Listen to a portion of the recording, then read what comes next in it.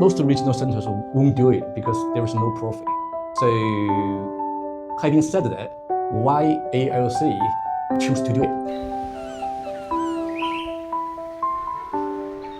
异国寻梦想，投资要设防。欢迎来到美财帮。我们书接上回，继续我们的提问。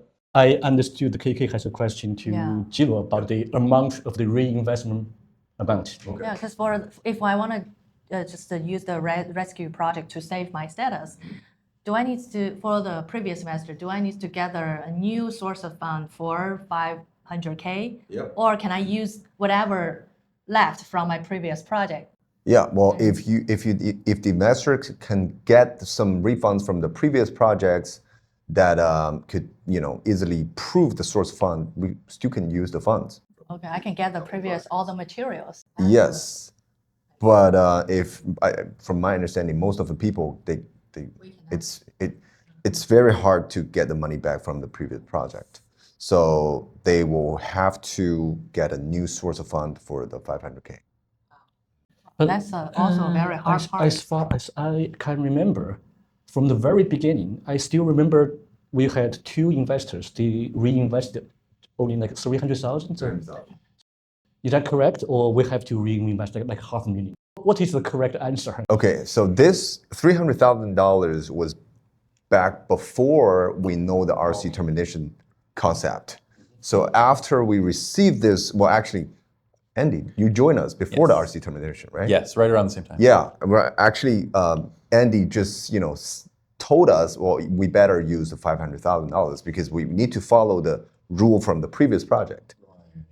Andy actually made this concept right before the RC termination. So when we see the RC termination, I was like, oh yeah, Andy was right. From my understanding, we should just pay for the difference, right? I mean, yeah, please. That would be lovely, and that would be very helpful to a lot of the investors who are in these positions.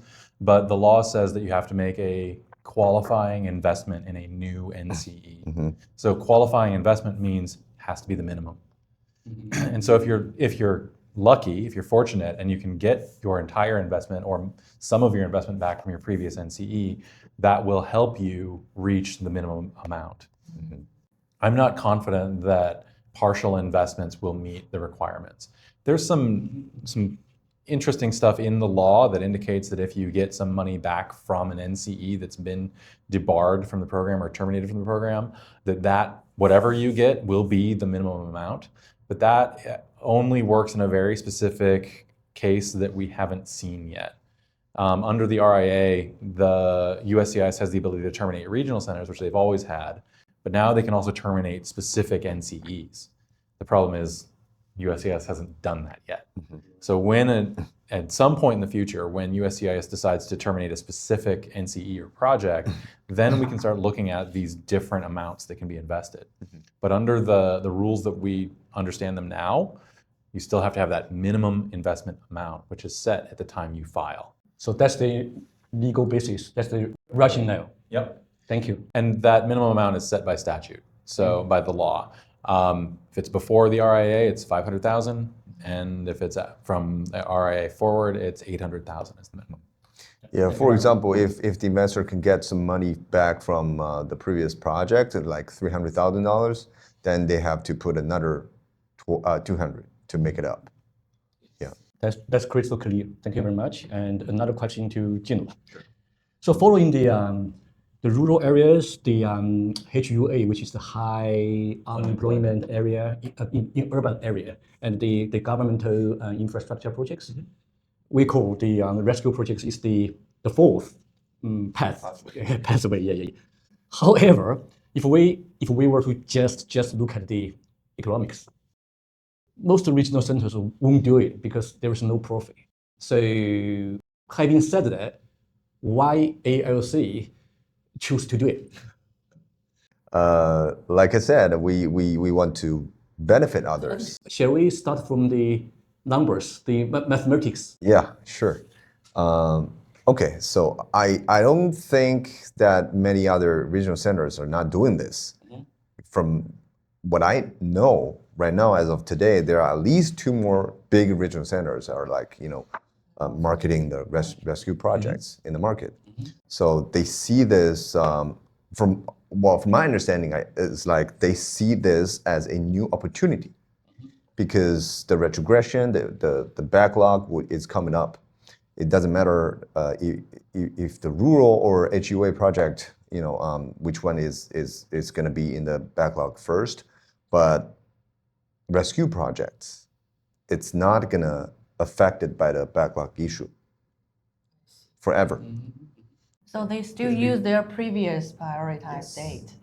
It doesn't use You don't new need to go visas. to the very end of the line to redo it. You just keep your position. Exactly. I see. That's the beauty of it, is it doesn't use new visas.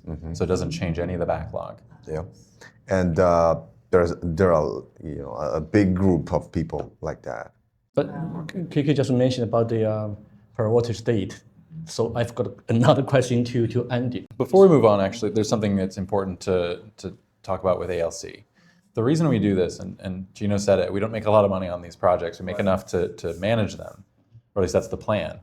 The reason we do this is because ALC really considers itself to be immigrant first. We see ourselves, yes, as a lending company, yes, as an EB-5 project company. Basically, it's a sense of like the social responsibility. Yes. Yes. We feel that it is our duty to provide an immigration service to our investors. It's not just we're going to take your money and we'll see you in a few years. We want to make sure that we're helping our investors through every step of the process. And so the rescue projects really are about bringing in investors who've been harmed and giving them a safe place to land. At least that's our hope. And so if we can do that for people who have been harmed, who are desperate, who are scared, that's all we want, is to see people have a successful life here in the United States. And for the past years, we realized that benefit others, like helping others, is a key to keep our business growing. I see I do believe so. I see the hard part of this rescue projects is actually gaining investors' trust again, because they have already been hurt by other regional center, by those bad guys. They have lost trust in this industry. Yep. So we have to use our expertise to let them know that we're really helping them. Exactly. That's the hard part. Yeah, this business, it's not make like much money as we imagine, and we put a lot of efforts on it.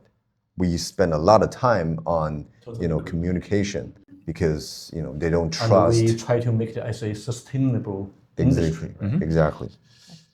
You both mentioned that the best time window for applying or join the rescue project is in between to obtain the conditional green card and before to file the I-829.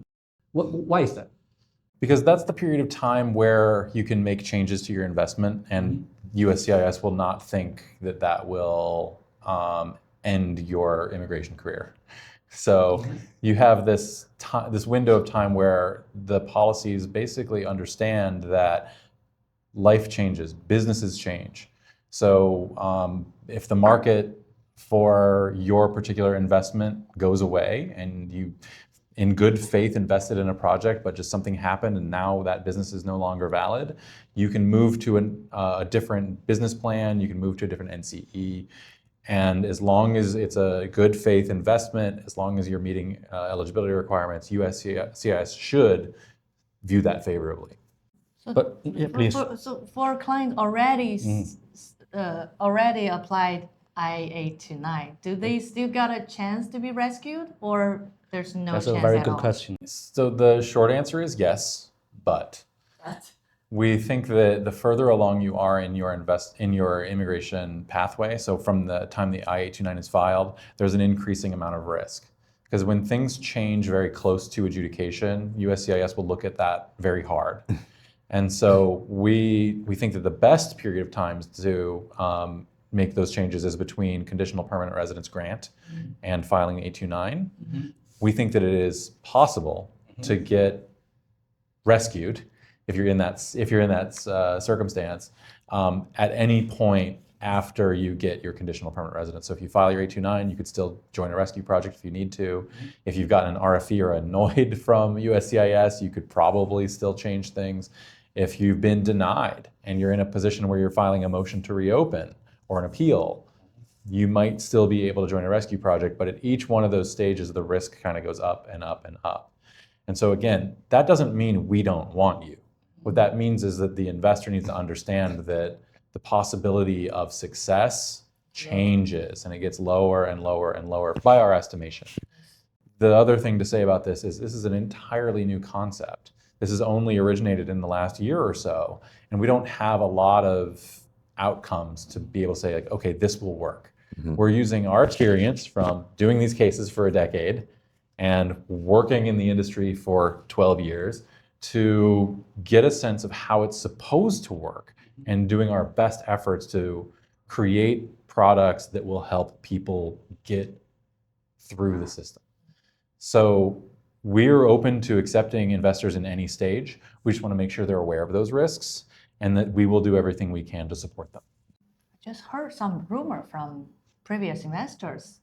They can just file a lawsuit against the regional center and saying that it's a fraud. I'm like completely do not know. Everything is a fake, so that they can get a green card back. Is that true, or is like just a?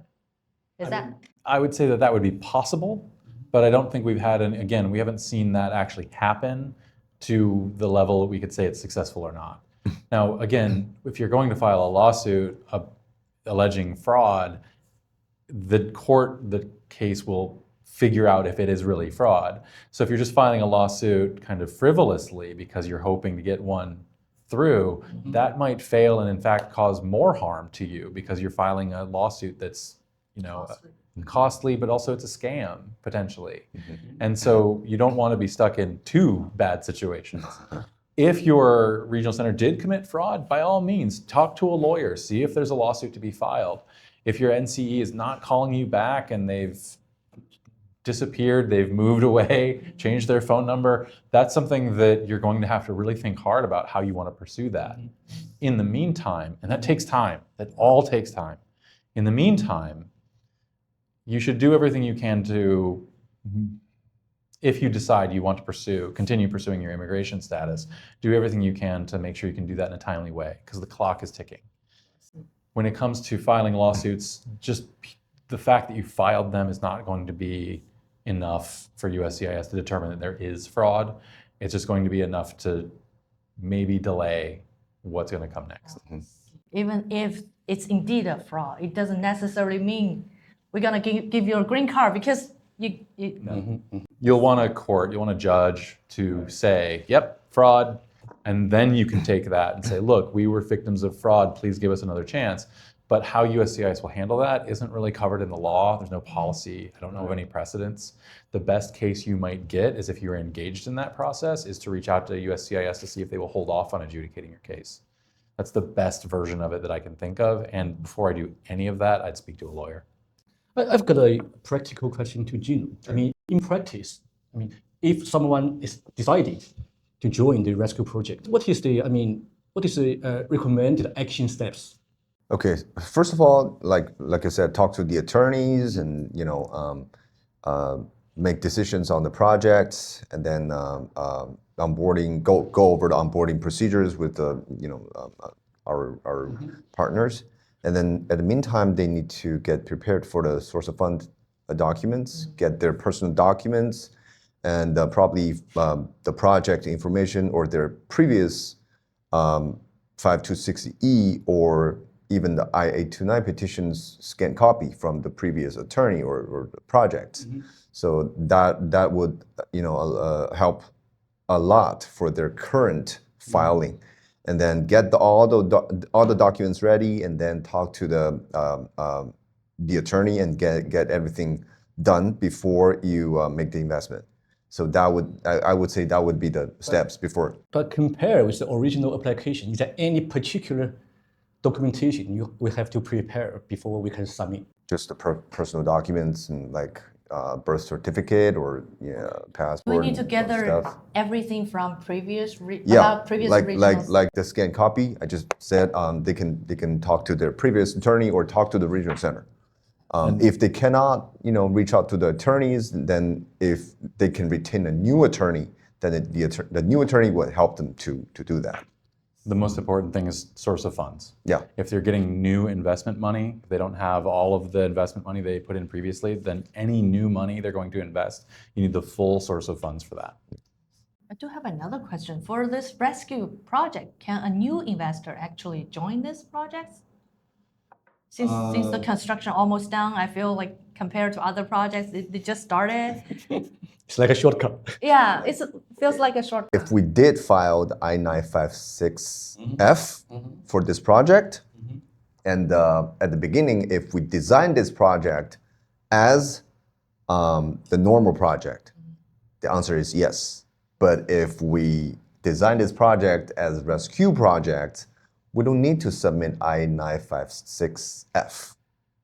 So the answer is no. I would say it depends. We are doing our best to accommodate as many investors who are in trouble as possible. And as the concept of the rescue project evolves, we're looking at ways to accommodate both new investors and rescue investors. The struggle with the difference with new investors versus rescue investors is sometimes the projects we're taking on for rescue might not meet all of the qualifications for a new investor. Yeah. So it's going to depend on the project, and some of them will be able to accommodate both, and some won't. So on the other side, if it's just a regular projects, both rescue investor and new investor can actually, if they want to, it's just the difference is maybe it's like a longer investment period. For the rescue investor, they cannot wait that long. Is that how the difference is?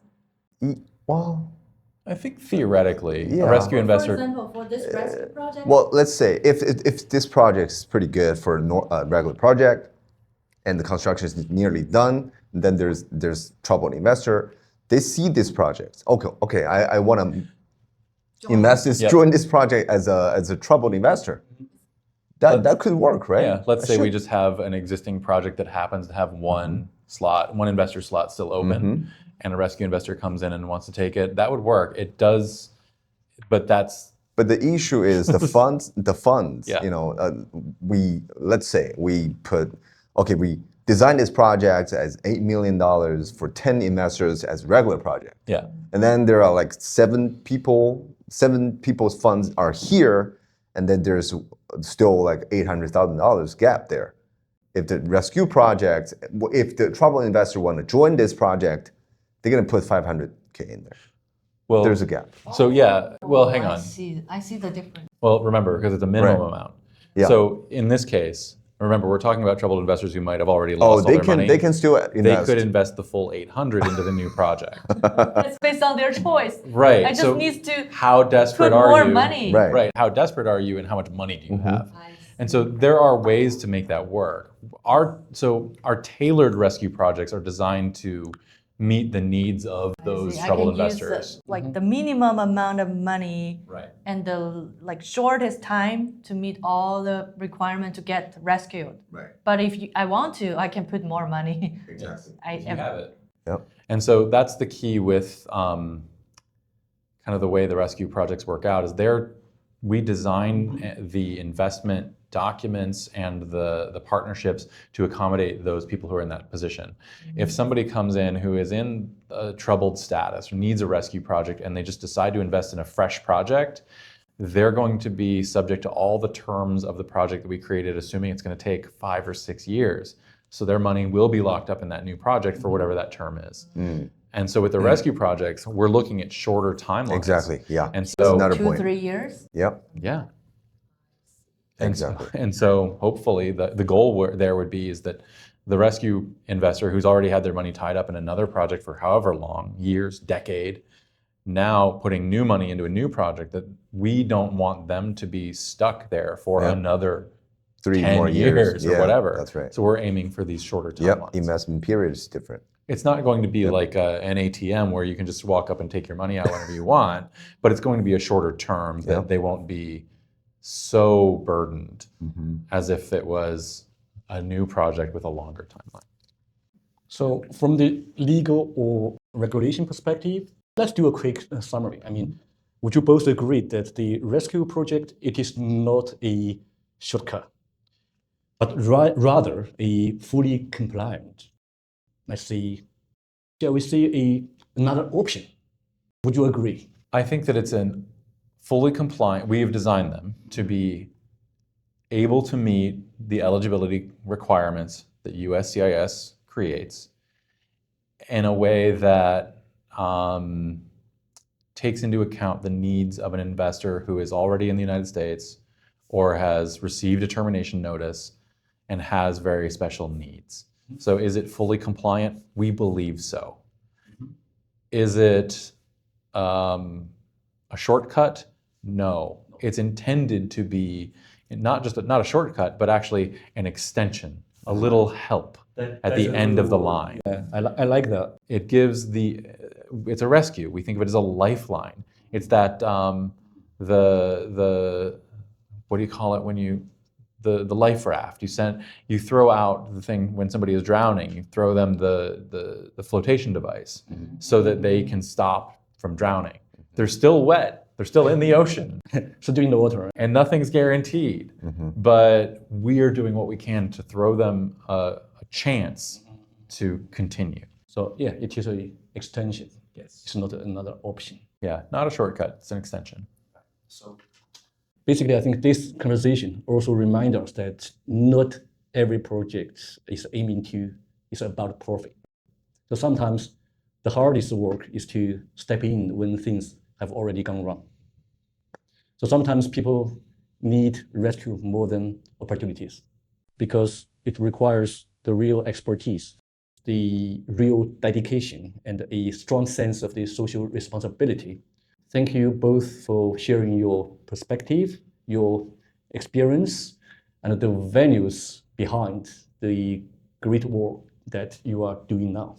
So we hope we can see you in the nearest future. Thank you to everyone watching this program. Your support means a great deal to us. We will continue to bring you thoughtful and high quality content.